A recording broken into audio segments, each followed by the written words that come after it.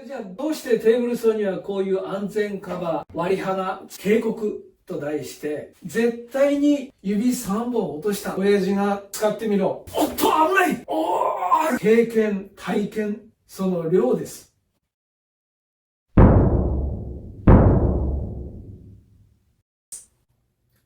はい、それじゃあですね、キックバックの対策、解説をしていきたいと思うんですが、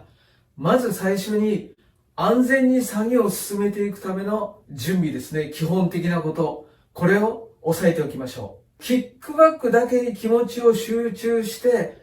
基本的な安全策ができていなければ、頭隠して尻隠さずと言います。これは大事ですから、ちゃんと基本は押さえておきましょう。はい。まずは服装ですね。この電動工具を使用するときというのは、できるだけ引き締まった入れ立ちで臨むのがいいとされてますね。その引き締まったというのはもちろん体型のことを言うんではないんですよ。身につけているものですね。身につけている衣服がですね、そのダブダブであったりとかブカブカであったりとか、そういうものはいろいろなところに引っ掛けてしまったりとかしますから、良くないですね。できるだけ体にフィットするものを身につけるということ。これが大切ですね。私が普段作業する時の格好というのは、ご覧の通りこういう感じなんですが、まずこういう手甲というものをします。これは服の袖のところをしっかりと絞ることができますね。非常にいいです。それから足元は、こういう茶飯ですね。ズボンの裾を絞ることができます。このズボンの裾があまり広がっていたりすると、またいろいろなところに引っ掛けてつまずいてしまったりとか、転んでしまったりとか、そういうことがありますから、職人というのは割とこういうものをしますね。履物は私は直旅を履いています。この直旅は非常に素足の感覚に近いので、機敏な動きができるのと、そして踏ん張りが効くんですね。こういう危険な電動工具を使うときには、こういうものは非常にいいと思いますね。その重いものを持ったりとか、そういう作業をするときには安全靴が必要なんですが、木工の範疇であれば、こういう直旅がいいかなと思いますね。最低でもズックとかですね、そういうものを履いた方がいいですね。たまに見かけるんですが、そのいろいろな安全対策をしておきながらも、足元を見るとサンダルを履いていたりとか、そういう方を見かけます。ダメですよ。直旅、おすすめします。例えばこういうベスト。職人がよく身につけるんですが、ボタンやファスナーを閉めないまま、このままで作業する職人をよく見かけます。ちゃんとボタンやファスナーは全て止めてですね、上の方だけ中途半端に開けておくとか、これもダメですね。私も経験があるんですが、必ず機械に引っかかります。ちゃんと全て止めて作業をするということ。覚えておきましょう。たくさんのユーザーの方も注意喚起してますよね。こういう危険な電動工具を使うときは、手袋は絶対しない方がいいという方がほとんどです。それじゃあ、素手が一番いいのかという話になるんですが、この素手であることのリスクというのもあるんです。手袋については、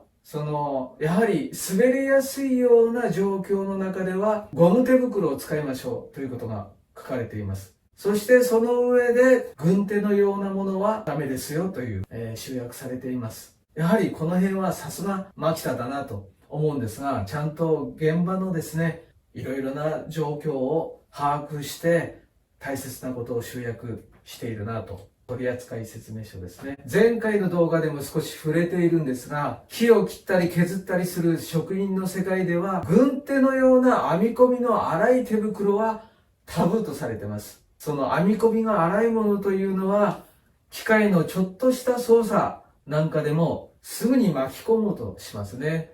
ですから昔から軍手のような編み込みの粗い手袋は絶対使ってはいけないというタブー視されています。こういうことというのは考え方、受け取り方は個人差があると思います。ですから絶対にこうなんだという訴えは私はしないんですが、その時と場合、状況によってはですね、私はこういうフィット感のある背抜きの素手感覚という手袋を使う時がよくあります。送っている材料の基軸がブレてしまったりとか、支えている手が滑ってしまったりとか、状況によってはそういうことも起こってきます。ですからそこは私たち職人は見極めながら、こういう滑り止めのグローブを使う時もあるということですね。それでもどうしても手袋は怖いという方もいらっしゃるなと思うんですが、指サックです。これはなかなかいいですよ。ほぼ素手感覚でありながら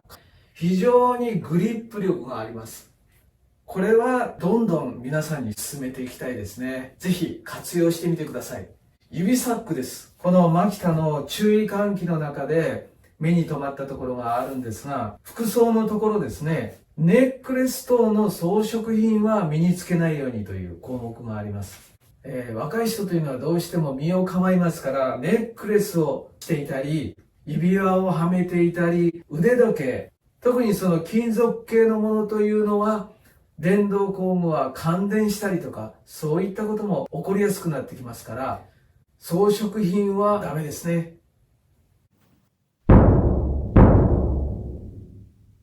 はい。テーブルソーキックバックはなぜ起こるのかという原因ですね。ズバリ、その一番の顕著な原因は、このチップ、刃物に余分な負荷がかかるというところから発生しますね。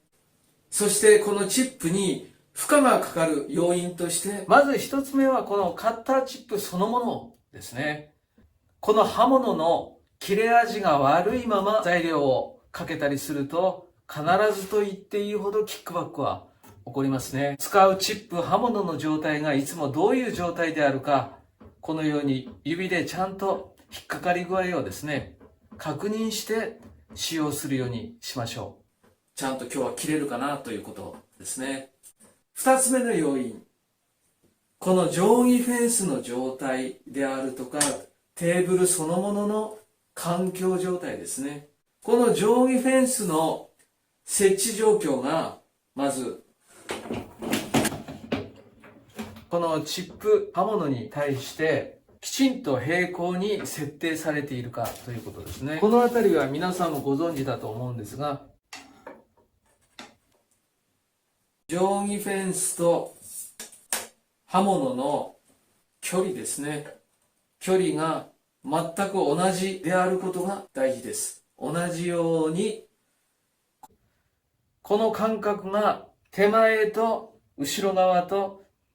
同じようになるようにフェンスをきちんと設定するということ大事ですね。このフェンスの設定が刃物に対して平行でないということは、送っていく材料の基軸が狂うんです。その基軸が狂うということは一番良くないですね。刃物に大きな負荷がかかります。これは覚えておきましょう。そして刃物に負荷がかかる3つ目の要因ですね。3つ目の要因は、材料そのものに原因があるということが考えられます。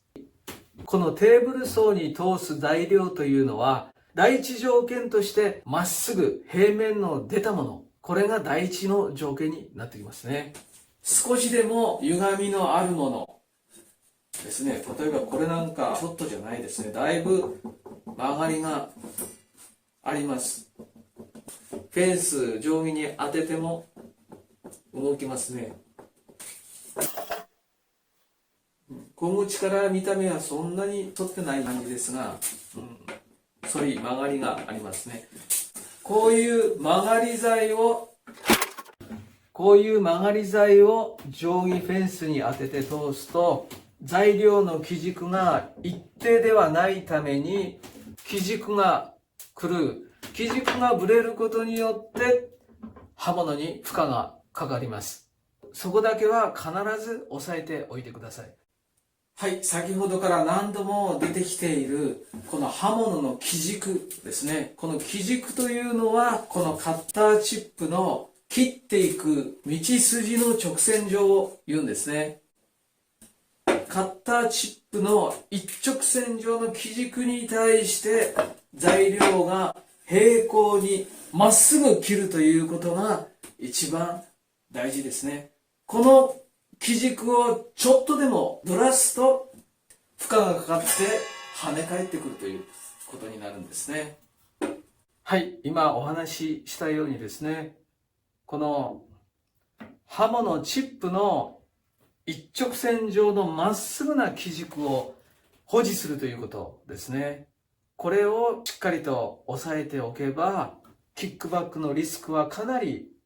軽くなってきますね。長尺ものの長い材料をかける場合は、このテーブルの後方が切れていると材料が落ちてしまうので、せっかくまっすぐ切っていっても、その落ちるということによって基軸が曲がる。それによって材料が乗り上げてキックバックしてくるとかですね。最初に材料をテーブルに乗せる時点で手前を押さえすぎて材料を浮かせた状態にしてしまって、これによってチップに負荷がかかって戻ってくる。1にも2にもとにかくチップの基軸、まっすぐな基軸を思い描いてかけていくということ大事ですね。そのためには切る時の目線ですね。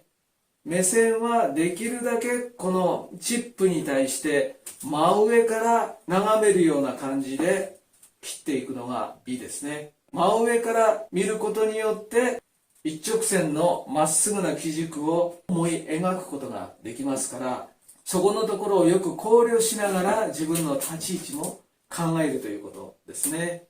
このテーブルソーの立ち位置はキックバックをした時のことを考慮して、この刃物の内側の延長線上には立たない方がいいということは言われるんですが、そういうことも踏まえた上で、このチップ、刃物を真上から眺めて基軸を思い描けるところに立つ。そして材料を加工するということですね。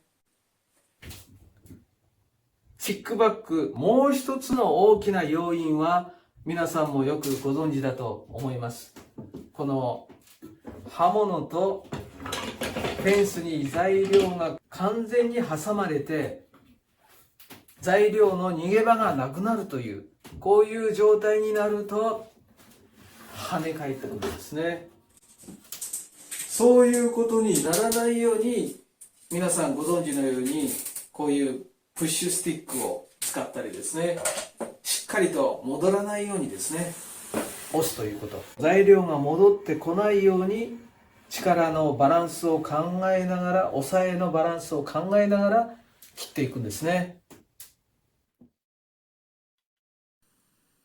先行する手スティックはキックバックが起こったとしても刃物に当たらないような位置に置くことがベストですね。チップの手応えを感じつつ、押す負荷力を考えながら無難にかつ速やかに材料を送ることが大切です。プッシュブロック等の刃物に定位置が近づくような押し具は材料の一部分として捉えてリスクのあるジグだということを覚えておきましょう。押し具や押さえ具としてこういうプッシュスティック、そしてプッシュブロックもですね、薄い材料なんかを加工する場合には使ったりするんですが、このプッシュブロックというのは非常にグリップ力が強い以上に強いというところがあります。ですから、時と場合によっては、かえって危険になる場合もあるので、よくよく注意が必要ですね。プッシュブロックを使われるときは、本当に繊細な注意を払いながら使うことが大事になってきます。覚えておきましょう。それからこのテーブルソーで特に厄介なのは、この上位フェンスですね。これがあまりにも簡易的なものなので、この後方の方が動いてしまうんですね。ですからあまりこのフェンスを材料で押しすぎてしまうと、このフェンスが動く。フェンスが動くことによって材料の基軸が狂って、これもまたキックバックにつながりますね。ここれもよくよく注意しましょう。程よい加減でこのフェンスに材料を当てるということが大事ですね。そして気をつけるべきは、この刃物に、チップにはできるだけ指を近づけない、手を近づけないということが大事ですね。こういうものを使うにあたっても、このチップ、刃物の延長線上にできるだけこの持っている手を置かないということですね。こういうのは良くないということです。いくらこのプッシュスティックを使っても、この基軸の真上にあれば、もしキックバックが起こった時にやはり怪我をしてしまいますね。こちらの手も同じです。できるだけこの基軸から離したところで押さえて加工するということ、これが大事ですね。このキックバックというのは、ポイントとなるのはこの刃物の一直線上の基軸です。これをしっかり覚えておいてください。そして今言うように、このフェンスがあるからこそキックバックというのは起こるということがたくさんあるんですね。私の場合はあまりこのフェンスは使わないように、必要以上には使わないようにしてます。このフェンスを使わなくても加工できる方法として、例えばそのクロスカットスレッドというのがありますね。そういうチングを使ったり、私の動画の中でもこのテーブルソーを使っている動画がいくつかあるんですが、そちらご覧になっていただくと、ちょっとですね、工夫をしていますので、わかりやすいかなと思います。また、機会があったらぜひご覧になってみてください。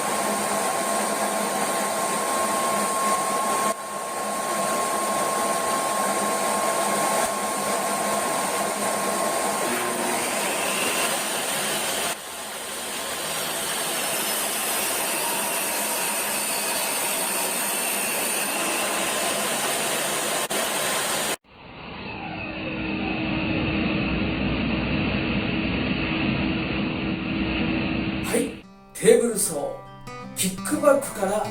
身を守る。以上が本日の作業内容になります。皆さんいかがだったでしょう。参考になったでしょうか。このテーブルソーですね、大変に危険な機械ではあるんですが、とにかく毎日真摯に安全に使っていくんだという心がけを持って使用していけば、確かな充実した木工ライフを後押ししてくれる頼もしい機会でもあります。どうかですね、皆さん今日の内容を参考にしていただいて、これからの価値ある木工活動ですね、繰り広げていっていただきたいなと思います。今日は最後までのご視聴ありがとうございました。またお会いしましょう。